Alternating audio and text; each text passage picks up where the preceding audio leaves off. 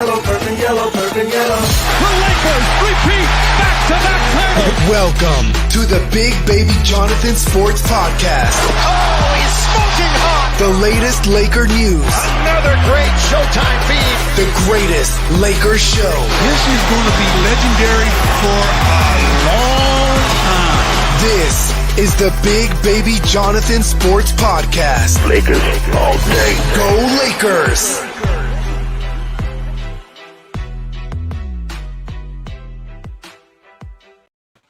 What's good, everybody? It's your boy, Big Baby Jonathan here. Welcome to Big Baby Sports Podcast.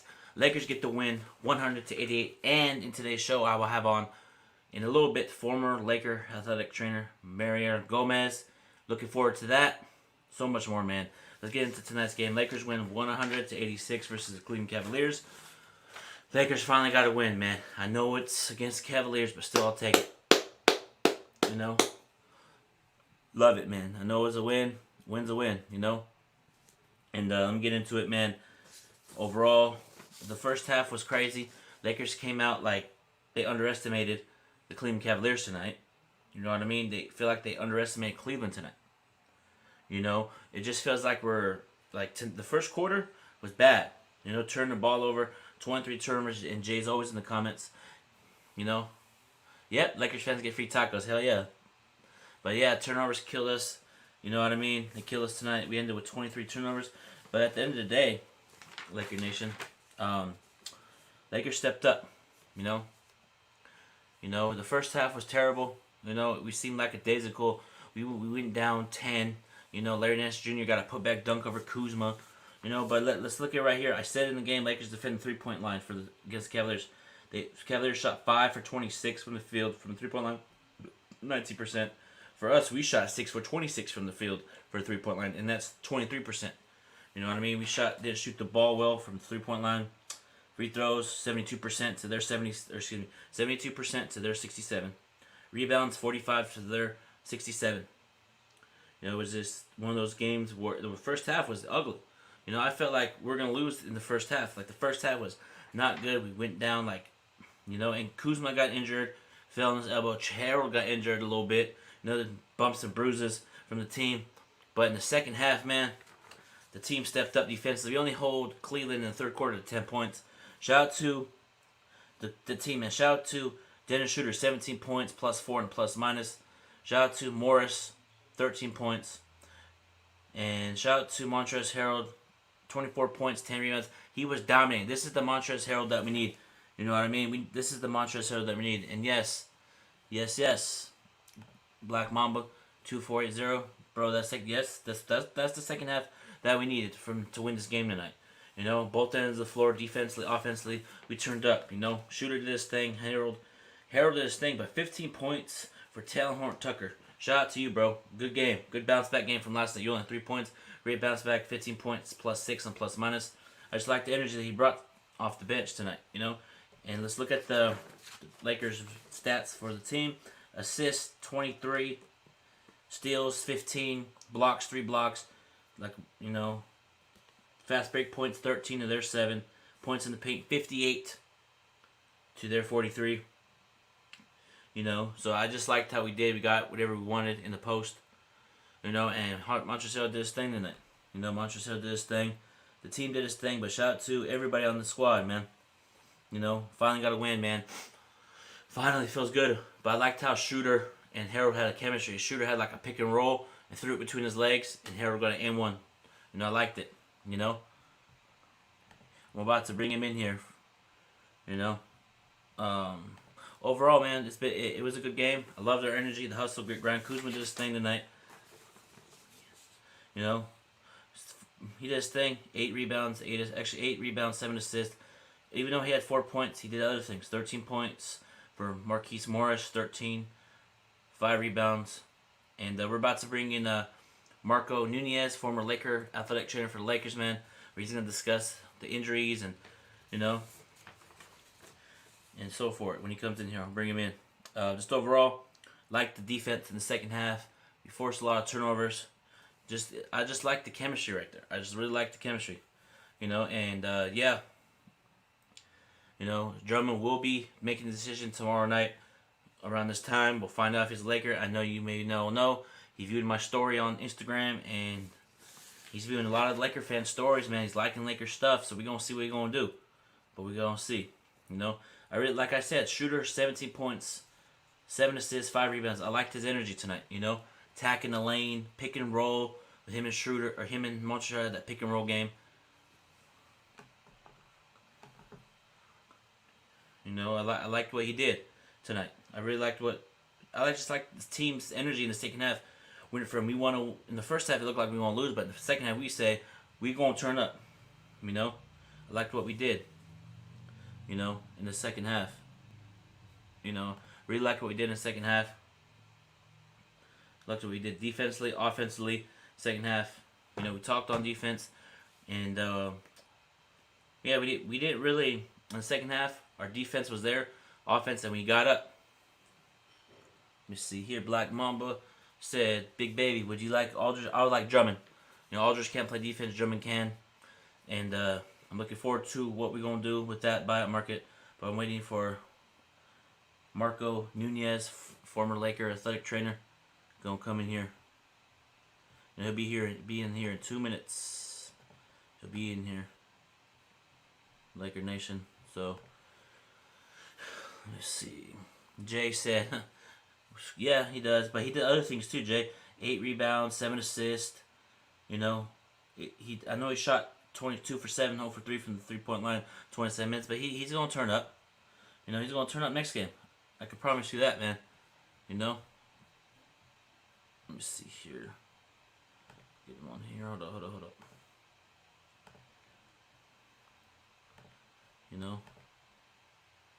Yeah, man. Third quarter score for Lakers, 28 points scored for us to their 10. I liked just that third quarter. Turn the whole game for us. Looking forward. Liked what we did in the third quarter, man. We played with that Laker championship basketball. I know it's against Cleveland, but still, you can find things against those teams that is not so fortunate. I hope Drummond would. Yeah, hopefully, man. Hopefully it comes, with the Lakers, man. That'd be cool. And we'll see what happens. It's his decision if he wants to be a Charlotte Hornet or a Boston Celtic or New York Knicks. If he goes to there, then it is what it is. We can't cry about it. We can't. We can't cry about it. We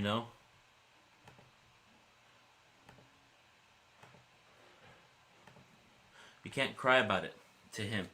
Oh, come to Lakers. If he wants to come, he'll come. And if he doesn't, it is what it is. It's just the fact that it's on him if he wants to be a Laker and wants to win the ring, or if he wants to go to New York and pursue money. But we're about to bring in Marco Nunez, former athletic trainer for the Lakers. What's going on, man? Hey, how you doing, Jonathan? Doing good, man. Thanks for coming on, taking the time in your busy schedule to come on here on Big Baby Sports Podcast. How's everything with you and the family, man? Hope all is well. So far, so good. Just had a little bit of a family night tonight. I'm trying to probably call it a wrap. Have the weekend ready to roll. Yeah, that's good, man. So tell us a little about, I know Anthony Davis and LeBron injured, so for a sprained ankle, how long does it usually take to heal from a sprained ankle? Because reportedly it's 4 to 6 weeks. Used to be former Laker athletic trainer, so how long does it take for an ankle to heal?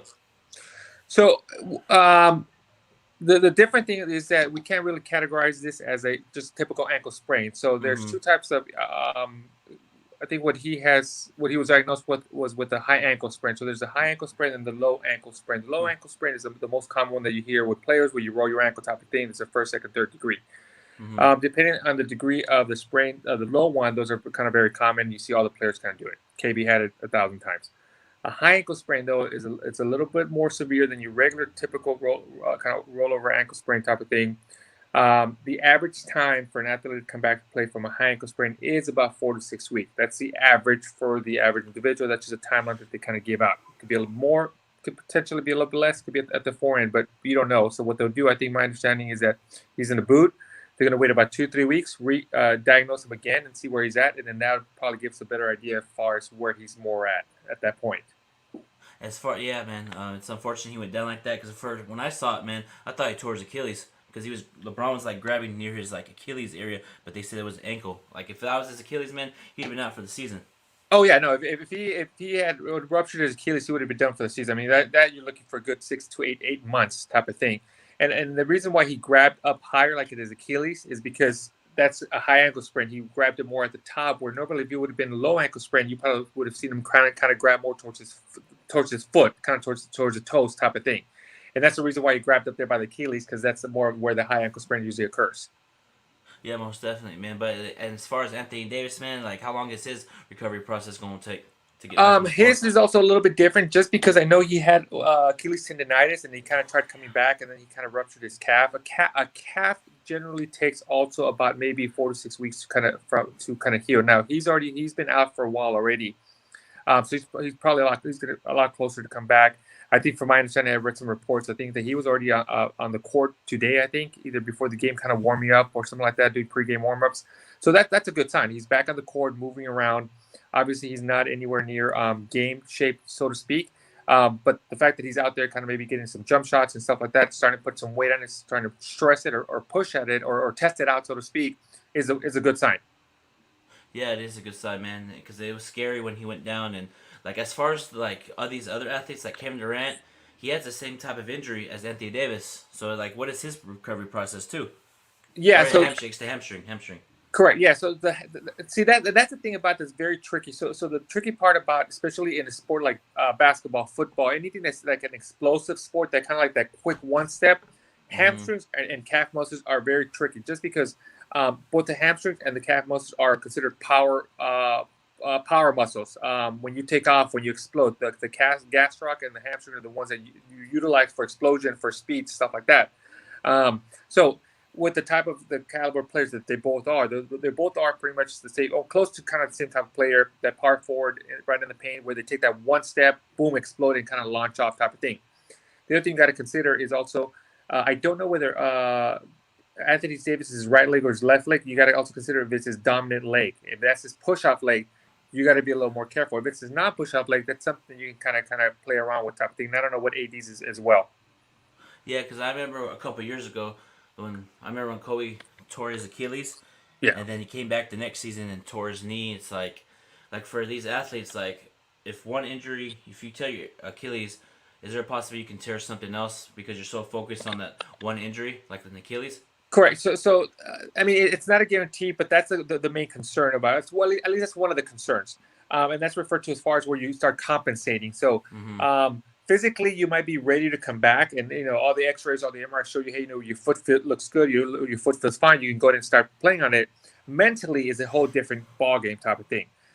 So if a player comes back, they all the X-rays, all the MRIs, the medical doctors say, hey, you're fine, you're ready to go, everything's healed. But mentally, they may not feel that secure to put pressure on it. So what they'll do is they'll start compensating and loading the other leg more than normal. So now you start putting yourself at a higher risk of injury for the other leg. Prime example, I think when LeBron stayed on the game, he tried doing that one shot. I think he hit a three or something like that. Yeah. If you noticed in that video, he landed all in his left leg. He didn't put any weight on his right leg.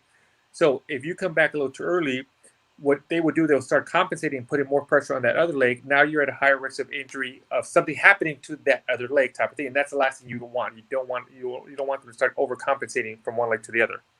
Yeah, it's gonna be, man. These athletes go through a lot, man. Because you used to be the athletic trainer for the Lakers. So tell, what was it like working with the Lakers in general? It was fun. Obviously, I was there during the winning years when we won in 2009 and 2010 against Orlando, and then also the Celtics. I had a great opportunity to work with Kobe Bryant for a good 8 years, towards his end of his career type of thing. Pau Gasol, also got to work with Pau Gasol, Lamar Odom, stuff like that. Phil Jackson, so I can't really complain. But it was great. It was fun. It was exciting. Probably one of the top teams that you can work for as far as in the NBA. The fans are always incredible. I mean, you can't complain. It's always fun at home and away, because when you go on the road, fans still come out, because either you got Laker fans all over the U.S. or you got fans that want to see the Lakers lose, so to speak. But either way, arenas were always sold out. Arenas were always kind of crazy. Yeah, man. I remember those years when the D'Angelo Russells, because I remember the Lakers would go to Pachanga every year when they had D'Angelo Russell, and I remember taking a picture with you at Pachanga in Temecula. Yeah, we used to go down there for preseason. I think we should play. Yeah. We used to play a game down in San Diego, but we would always stay up in Pachanga. We would go there for the night. Yep. I think they started doing that maybe about 6 years ago or something like that. Yeah, 6 days ago. I was always the fan that would stay there from 2:30 and wait till you guys got there and take pictures with you guys. Oh wow. Yeah, I love my team with the passion, man. But like overall, man, what was it like being around Kobe on a day-to-day basis, like at the facility, on the road trips? Like, what was it like overall being around Kobe? You know what?